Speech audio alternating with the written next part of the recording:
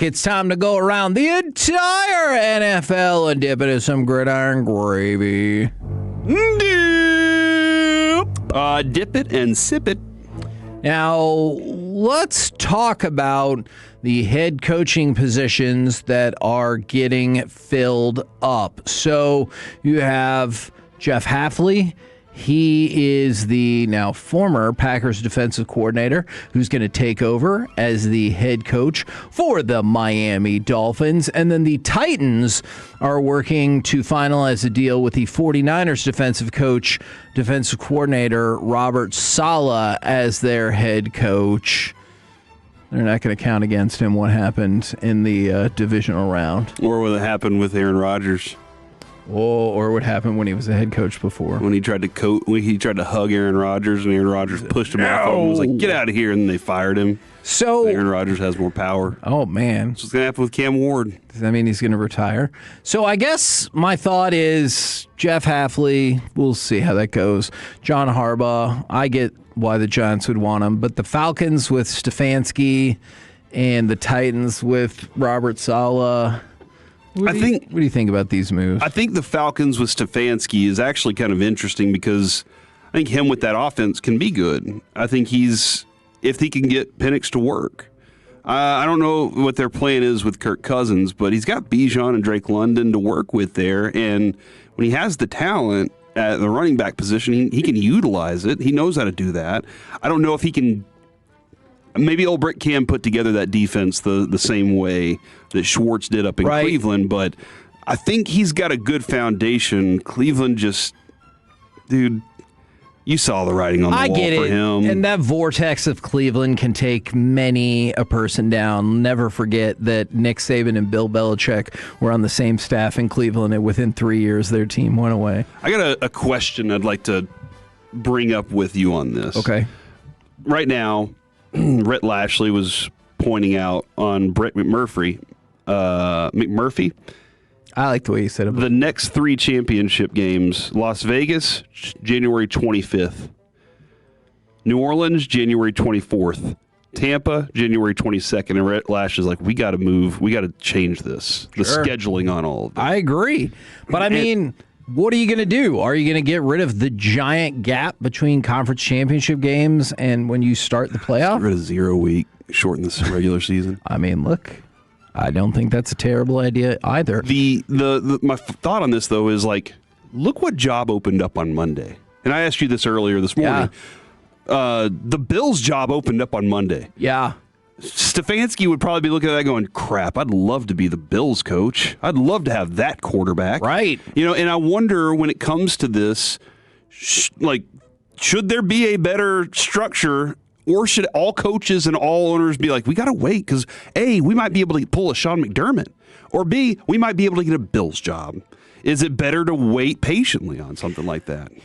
Yeah, I don't know, because I just wonder how far, depending on how long you wait, that puts you behind in terms of like how you're going to prioritize free agents and everything like that. How are you going to fill the rest of your staff? Because maybe you get a badass coach, but everyone else is like, we're locked up. Well, then maybe they're really legit. I know that there are teams that aren't in the playoffs that they look at this as their opportunity to start building for the future, and you're right. But, dude, maybe you should wait until the Super Bowl's over, and then the real free agency of everything begins. All right, well, let me throw one more out for you. I realize buyouts and the reason why it may not happen. If you're the Raiders, do you at least call Cignetti? Absolutely. Absolutely, I do. Because first of all, he's going to be like, you damn well better draft Fernando Mendoza. And he just built this program off of nothing. Off of dudes that are, that thing's littered with Fernando Mendoza stories. Yeah. That whole roster is littered with those type of stories. But he built it off of something that is kind of like, it's an NIL model. So it is the kind of similar model to what you already have, what you have in the NFL. Not the same. But you're dealing with guys that are making money, big money, and you're getting to, he says it's not as much as you think it is, guys.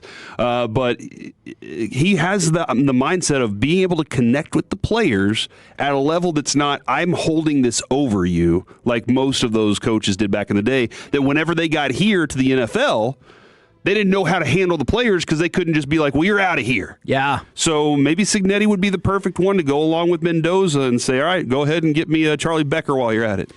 So when you're, sure, if you're looking at the spots that are still open, is the Bills your number one? That would be your number one destination. Probably right now, yeah. Job to have. Yeah, probably right now for sure. All right. It's the quarterback.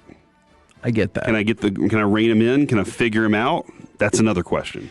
Let's go to the Broncos. The Broncos right now are 11-1 to win the Super Bowl. Now, you've kind of seen they were looking like they were going to be favored by 1 point over New England in the look-ahead line. Then it's New England -4 after Bo Nix got hurt. It's moved as high as 6 and is now kind of dancing between 4.5 and 5.5. If that remains the case, Denver would be the biggest underdog for a number 1 seed in the history of the playoffs. It's circumstantial. It's circumstantial that that's the case. Well, would that be the case if Bo Nix was there? No, I think they'd be about even. Maybe they might still retain the 1 point favorite. It is a fascinating thing, but yeah, it is definitely circumstantial. Look at you. But it helps you learn that Bo Nix is worth about 6.5 points. Is that good? That's solid. It's 2 field goals. And a little extra. A touchdown and a missed extra point. And still that 0.5 point. Now, can't score 0.5 point, Kevin. The Broncos had 5 takeaways in the divisional round against the Bills. And as much as we've talked about that defense being badass, do you realize that they had only created 14 turnovers all year? The Broncos? Yeah. And so they had 5 in this game alone. Yeah, they didn't force a lot of that because they're very sound defensively, and their front four can get to the quarterback. So they benefited a lot of times. That was my big concern this week with Josh Allen and some of those plays we were discussing going into the weekend was, can he accomplish those? Because it was a tush push. How many tush pushes would Josh Allen have? And I think we hit the under on that. And it's because a lot of times on second and third down, they're sacking the quarterback. That was one of the things the Broncos do. Can they do that against Drake May now to give themselves better positioning for Jarrett Stidham? And by the way, I want to talk about the other championship game. Seattle, in the look-ahead line, was positioned to be favored by 1 point. And now you have seen that jump up to about 2.5 points. So because of, in part, the utter domination, their point spread has moved. And then, as you pointed out, I get it, I promise I do, the Bo Nix injury has caused the Patriots to be, right now, about a 5.5 point favorite. By the way, one more thing for you. Did you see the over-under for the Giants' regular season wins next year? Mm-mm. This is shocking to me. 8.5. They think, is that low for you? No. It's high. You don't think John Harbaugh can get that bunch of talent to go out there and get 9 wins? No, I mean, they were 4-13.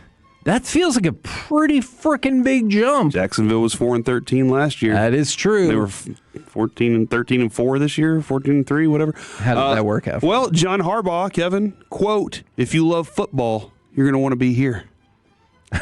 Okay. So, obviously, it's going to attract more talent and football lovers. I hate what's about to happen. Ball knowers. But aren't you kind of worried that if you don't love football, you're going to end up here? You end up here. Dang it, dude. But look, it's the fact that you knew where I was going with that is concerning.